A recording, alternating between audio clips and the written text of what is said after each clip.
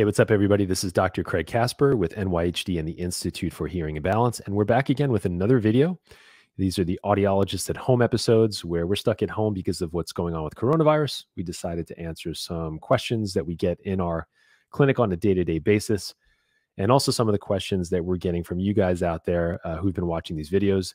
Today, I have my guest and my co-host and my colleague, Dr. Ariella Naim. How are you doing today? That was quite an introduction. I'm doing great. Well, you guys deserve the best introductions, so. Thank you. Thank you.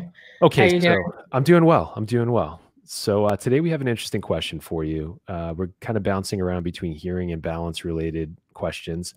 Today's question focuses on hearing, and the question revolves around what types of technologies, assistive listening technologies, might be available outside of hearing aids for someone to function better in the real world?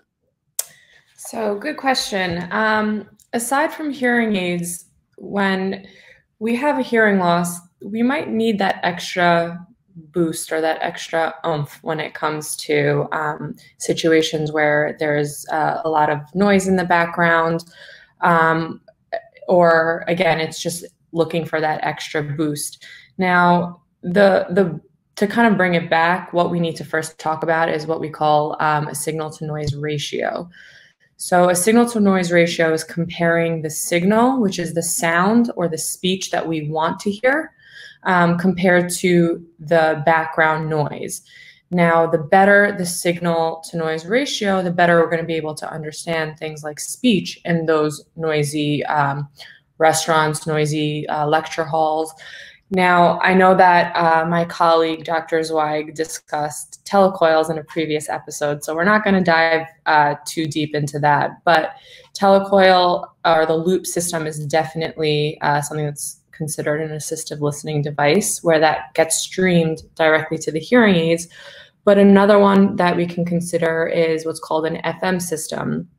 That's typically used for classroom settings for pediatric patients, where the teacher might hold or might wear a microphone clipped onto their shirt, and whatever the teacher is saying is being fed directly to the hearing aid that the patient is wearing. Another system that is kind of more useful for day-to-day use would be a TV system. And again, this is common across all manufacturers, where you have something that's clipped to the back of the TV, and the audio from the TV streams directly to the hearing aids, and you actually, as the patient, have control over the volume. So, and it doesn't disturb let's say if your family is watching with you, you can always make it a little bit louder. Another one that is also very useful, I know that a lot of my patients who go out with their spouses to restaurants, and again, they're wearing their hearing aids, you're able to get either a remote microphone that the person that you're sitting with can wear on their shirt. Sometimes we can even leave it on the table, and that will boost the speech a little bit more, make it a little bit easier to hear in a background of noise. And one last tip or trick that I like to give is that even our phones can be used as a remote microphone. So with Apple iPhones, you have the ability to access a hidden screen, which I like to say. If you triple click on the home button, it'll pop up that secret screen, and you can turn on kind of like a remote mic and just put that on the table also. Oh, that's awesome. So basically what you're telling us is that all of these technologies in one way or another will serve as a transmitter of speech, of sound from someone else to the person who's wearing their hearing aids. And as a result of reducing that distance to a certain extent, because the person's, as far as the person's mouth is from the remote microphone or from the microphone on the iPhone, let's say, or the TV transmitter is connected into the TV, that distance is very, very small, but ultimately it's transmitted directly to the person's ears. So there's no distance between the source of the sound and the person's ears. And as a result, we haven't improved what you called signal to noise ratio. Exactly. Awesome. Are there any other technologies that we could consider outside of things that might connect to a hearing aid, let's say? Are there other assistive listening technologies that might be helpful for someone? Absolutely. I wouldn't necessarily call them assistive listening devices. I just call them assistive devices. Okay. So for my patients who have significant hearing loss, I've been asked to kind of introduce them to the idea of we have alarm clocks that will shake the bed in order to wake the person up.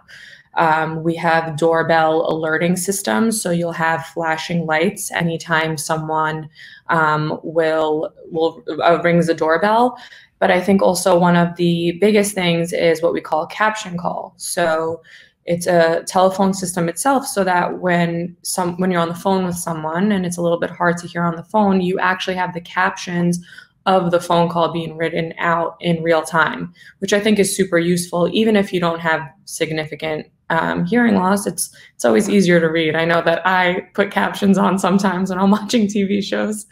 So yeah, and that caption call, and that's just one brand. And there's actually apps from what I've seen recently that can actually translate in real time on the person's phone. absolutely. Sound that's happening in the environment. We had, I think, one patient that we were working with that, which was super, super helpful for her. Yeah. But some of these devices, specifically the closed caption telephones, are of no cost to patients, right? They don't have to actually pay for those things. So it's a no-brainer in terms of just incorporating them into the house if it's necessary. I like the other types of devices, the assistive devices, the bed shaker, the light flashing when the doorbell rings, especially now because a lot of people are stuck in their homes. That is even more important than ever before to understand if there's an emergency, say in a building in the city. So great recommendations. I know that I appreciate the insight, and everybody out there does as well. So thanks again, Dr. Naim. So for you guys, if you're interested in sending us some questions, you can send them to info@newyorkhearingdoctors.com. It's circling across the screen on the bottom there. And Dr. Naim, I will see you soon. See you soon. Stay safe. Take care, guys.